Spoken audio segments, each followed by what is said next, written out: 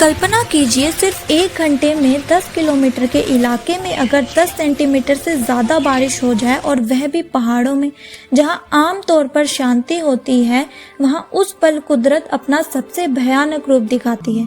इसी को कहते हैं क्लाउड बस्ट, यानी कि बादल फटना। और जून 2025 में हिमाचल प्रदेश में यही तबाही है। कुल्लू, मंडी, शिमला, कांगड़ा के जिलों में एक के बाद एक क्लाउड बस्ट हुए।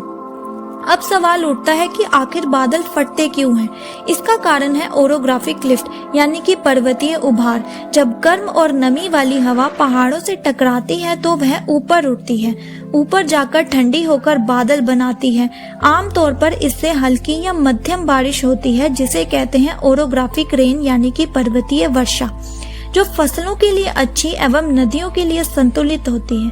लेकिन कभी कभी वायु परिवर्तन के कारण पहाड़ों के ऊपरी हिस्सों में हवा स्थिर एवं उतनी ठंडी नहीं होती, जिससे नीचे की गर्म हवा ऊपर उठने की कोशिश तो करती है, मगर ठंडी ना होने के कारण फंस जाती है और नमी बादल में भरती रहती है।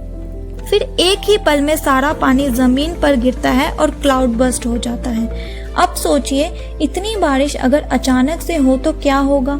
पहाड़ों की जमीन वैसे ही ढलान वाली होती है, पानी रुकता ही नहीं, सीधे नीचे बहता है। और जब पानी बहुत तेजी से नीचे उतरता है तो वह बन जाता है फ्लैश फ्लड, यानी कि आकस्मिक बाढ़। अब ध्यान दीजिए, ऐसी घटनाएं पहले इतनी नहीं होती थी, तो आज क्यों हो रही हैं? इसका कारण है ग्लोबल वार्मिंग। ग्लोबल वार्मिंग के कारण हवा में नमी ज्यादा है, हिमाचल में तापमान तेजी से बढ़ रहा है, जिससे कि ग्लेशियर पिघल रहे हैं। आइए अब देखते हैं एशिया पैसिफिक क्लाइमेट रिपोर्ट 2024 इसके बारे में क्या कहती है। इस रिपोर्ट के अनुसार 2070 तक भारत की जीडीपी में 24.7% तक की गिरावट हो सकती है। 300 मिलियन लोग तटीय भारों से प्रभावित होंगे। भारत को 1.1 लाख करोड़ से ज्यादा का सालाना नुकसान होगा और काम करने की क्षमता, यानी कि लेबर प्रोडक्टिविटी में 11.6% की गिरावट आएगी।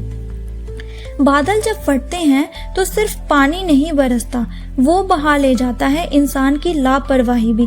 अगर अब न समझे मौसम की भाषा तो इतिहास नहीं, भूगोल हमें मिटा देगा।